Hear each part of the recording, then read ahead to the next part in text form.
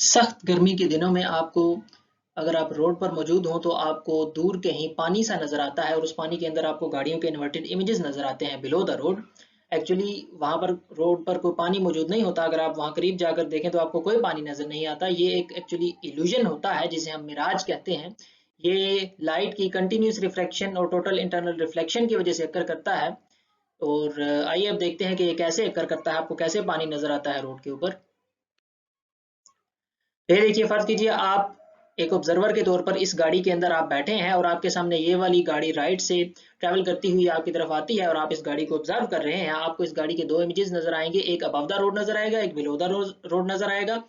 Above the road जो image है वो इस लाइट रे की वजह से आपको नजर आता है। ये लाइट रे जो आप देख रहे हैं ये स्ट्रेट इस गाड़ी के टॉप से निकलती हुई आपकी आंखों की तरफ जाती है। ये हवा की एक ही लेयर के अंदर ट्रैवल करती रहती है। ये किसी दूसरी लेयर के अंदर एंटर नहीं होने की कोशिश करती, लिहाजा ये रिफ्रैक्ट नहीं होती। ये सीधी चलती हुई आपकी आंखों तक पहुंचती है और इस गाड़ी का एक इमेज क्रिएट करती है अबव द रोड।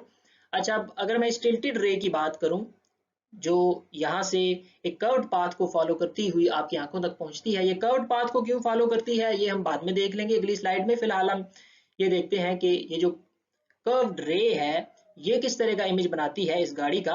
तो आप ये देखिए, जब ये आपकी आंखों में पहुंचती है एक कर्व्ड पाथ फॉलो करते हुए, तो आपकी आंखों को ऐसे लगता है जैसे ये जो लाइट है ये एक स्ट्रेट लाइन को फॉलो करती हुई इस पॉइंट से सीधी चलती हुई हमारी आंखों तक पहुंची है, क्योंकि हमारी आंखों को ये लगता है कि लाइट हमेशा स्ट्रेट पाथ को फॉलो करती है। हमारी आंखों को ये नहीं पता होता कि लाइट कहाँ से रिफ्रैक्ट हुई, कहाँ से रिफ्लेक्ट हुई या कहाँ से डाइफ्रैक्ट हुई। हमारी आंखों को बस यही लगता है कि लाइट जो है वो थ्रू आउट द मोशन एक स्ट्रेट पाथ को फॉलो करती रही है। ये जो लाइट का फाइनल पाथ ऑफ मोशन आपको नजर आ रहा है इनटू द आई, ये वाला जो फाइनल पाथ ऑफ मोशन है, आंख को ये लगेगा कि लाइट इसी पाथ के along through out the motion जो है वो मूव करती रही है। लिहाजा हमारी आंख को ऐसे लगता है जैसे लाइट यहाँ से इस पॉइंट से चली है और सीधी ट्रेवल करती हुई जो है वो आंख तक पहुंची है। इस तरह से गाड़ी का ये जो टॉप है इसका एक इमेज हमें नजर आता है बिलो द रोड इस पॉइंट पर।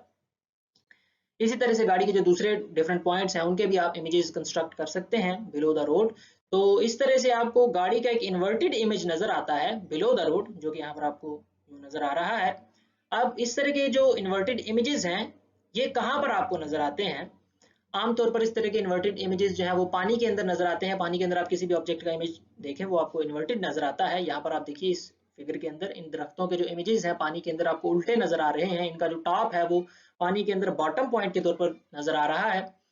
तो चूंकि इस तरह के जो इन्वर्टेड इमेजेस हैं ये आंख को पानी के अंदर देखने की आदत होती है, लिहाजा आंख को यूं लगता है जैसे रोड के ऊपर कोई पानी मौजूद है और उस पानी के अंदर इस गाड़ी का एक इन्वर्टेड इमेज बन रहा है। हालांकि एक्चुअली वहां पर कोई पानी नहीं है। ये जो इन्वर्टेड इमेज बना है ये इस लाइट रे की बेंडिंग की वजह से, इसके कर्व्ड पाथ की वजह से बना है। ये लाइट रे जो है वो इस रोड से रिफ्लेक्ट होने के बजाय यहाँ से बेंड होकर सीधी आंखों में पहुंच जाती है और एक इन्वर्टेड इमेज क्रिएट करती है इस गाड़ी का बिलो द रोड।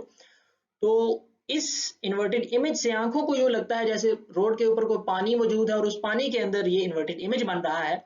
इसी को हम मिराज कहते हैं। तो आइए अब देखते हैं कि ये जो बेंडिंग है इस पाथ की, ये जो कर्व्ड पाथ है इस लाइट रे का, ये किस तरह से बनता है। यहाँ पर आप देखिए, फर्ज कीजिए ये आपके पास अर्थ सरफेस है और इसके ऊपर मैंने हवा की 4 लेयर्स बनाई हैं। और भी लेयर्स बनाई जा सकती हैं, 1 2 3 4। अब गर्मी के दिनों में चूंकि अर्थ की जो सरफेस है ये सूरज की हीट एनर्जी का अच्छा खासा पोर्शन एब्जॉर्ब कर लेती है, ये गर्म गर्म हो जाती है। तो हवा की वो लेयर्स जो अर्थ सरफेस के जितनी ज्यादा करीब हैं वो गर्म होने की वजह से फैलती हैं, उनकी डेंसिटी कम होती है। अब चूंकि कम डेंस हवा का रिफ्लेक्टिव इंडेक्स भी कम होता है, लिहाजा वो लेयर्स जो अर्थ की सरफेस के करीब हैं वो फैलने की वजह से, उनकी डेंसिटी कम होने की वजह से उनका रिफ्लेक्टिव इंडेक्स भी कम हो जाता है। लेकिन जो जो आप सरफेस ऑफ अर्थ से अवे ऊपर की तरफ मूव करते चले जाते हैं तो चूंकि गर्मी कम होती चली जाती है, हवा कम फैलती है, या यूं मैं कहूं कि उसकी डेंसिटी निस्बतन ज्यादा होती चली जाती है, तो लिहाजा उसका रिफ्लेक्टिव इंडेक्स भी निस्बतन ज्यादा होता चला जाता है। तो आप ये देखिए इस डायग्राम में रिफ्लेक्टिव इंडेक्स जो है, जो जो आप अर्थ सरफेस से अवे ऊपर की तरफ जा रहे हैं तो रिफ्लेक्टिव इंडेक्स बढ़ रहा है। लेकिन जो जो आप नीचे की तरफ आते हैं तो चूंकि गर्मी बढ़ती है, हवा फैलती है, उसकी डेंसिटी कम होती है, तो नीचे की तरफ रिफ्रैक्टिव इंडेक्स जो है वो कम होता चला जाता है।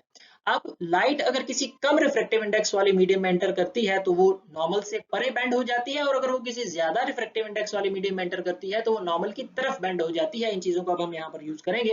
फर्स्ट कीजिए, ये लाइट रे जो है ये उस गाड़ी के टॉप से आई है, ये इस लेयर 4 में एंटर करने की कोशिश करती है। अब चूंकि नीचे की तरफ रिफ्रैक्टिव इंडेक्स कम हो रहा है और ये लाइट रे जब कम रिफ्रैक्टिव इंडेक्स वाली लेयर में एंटर होगी तो ये नॉर्मल से परे बेंड हो जाएगी।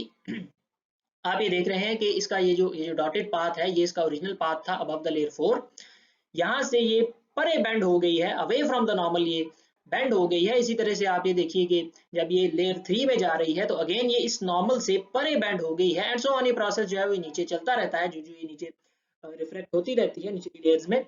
अब जब ये नॉर्मल से परे बेंड होती रहती है तो इसका जो नॉर्मल के साथ एंगल है वो भी बढ़ता चला जाता है, और नॉर्मल के साथ जो इस लाइट रे का एंगल है वो तो एंगल ऑफ इंसिडेंस है अगली लेयर के अंदर रिफ्रैक्ट होने के लिए। तो आप ये देखिए यहाँ पर एंगल ऑफ इंसिडेंस ये है, फिर ये है, फिर ये है, और फिर यहाँ पर ये है।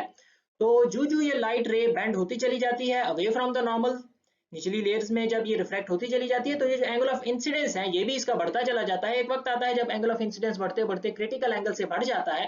क्रिटिकल एंगल से मुराद वो एंगल ऑफ इंसिडेंस जहां पर एंगल ऑफ रिफ्रैक्शन 90 डिग्री हो जाता है। जब angle of incidence critical angle से बढ़ता है तो लाइट अगले मीडियम में रिफ्रैक्ट होने के बजाय, एंटर होने के बजाय, वो पिछले मीडियम में रिफ्लेक्ट बैक हो जाती है, जिसे हम टोटल इंटरनल रिफ्लेक्शन भी कहते हैं। तो आप यहाँ पर देखिए, यहाँ पर जब लाइट लेयर 2 से लेयर 1 में एंटर करने की कोशिश करती है तो यहाँ पर एंगल ऑफ इंसिडेंस बढ़ता बढ़ता क्रिटिकल एंगल से बढ़ जाता है। तो यहाँ पर लाइट जो है वो लेयर 1 में एंटर होने के बजाय वापस लेयर 2 में रिफ्लेक्ट बैक हो जाती है, जिसे हम टोटल इंटरनल रिफ्लेक्शन भी कहते हैं। अब इसके बाद जब ये ऊपर वाली लेयर्स में जाएगी तो चूंकि ऊपर की तरफ रिफ्रैक्टिव इंडेक्स बढ़ रहा है तो ये अब नॉर्मल की तरफ बेंड हो जाएगी, जैसा कि आपको नजर आ रहा है। ये डॉटेड पाथ इसका एक्चुअल ओरिजिनल पाथ था लेयर 2 के अंदर। जब ये लेयर 3 में एंटर हुई तो इस नॉर्मल की तरफ बेंड हो गई, एंड सो ऑन, ये आगे नॉर्मल की तरफ मजीद बेंड होती चली जाती है। अब यहाँ से जब ये निकलेगी तो ये आपकी आंखों की तरफ चली जाएगी। अब अगर आप इन तमाम ये जितने भी सॉलिड रेज हैं इनको अगर आप स्मूथली ज्वाइन करें तो आपके पास ये एक फाइनल पाथ ऑफ मोशन आ जाता है लाइट का, जो कि आपको नजर आ रहा है। यहाँ से ये गाड़ी के टॉप से निकली थी, फिर इस कर्व्ड पाथ को फॉलो करती हुई सीधी आपकी आंखों की तरफ चली गई। तो ये जो कर्व्ड पाथ है, जो कि actually continuous reflection through different layers of the air, फिर total internal reflection and again continuous reflection through the upper layers of the air की वजह से ये जो एक कर्व्ड पाथ बनता है इस लाइट रे का, इस कर्व्ड पाथ की वजह से आपको एक इन्वर्टेड इमेज नजर आता है ऑब्जेक्ट्स का बिलो द सरफेस, जिससे हमारी आंखों को ये एहसास होता है कि शायद रोड पर कोई पानी मौजूद है, जो कि इन इन्वर्टेड इमेजेस का बायस है। इसी को हम जो है वो मिराज कहते हैं, हालांकि रोड पर एक्चुअली कोई पानी मौजूद नहीं होता, ये एक ऑप्टिकल इल्यूजन होता है।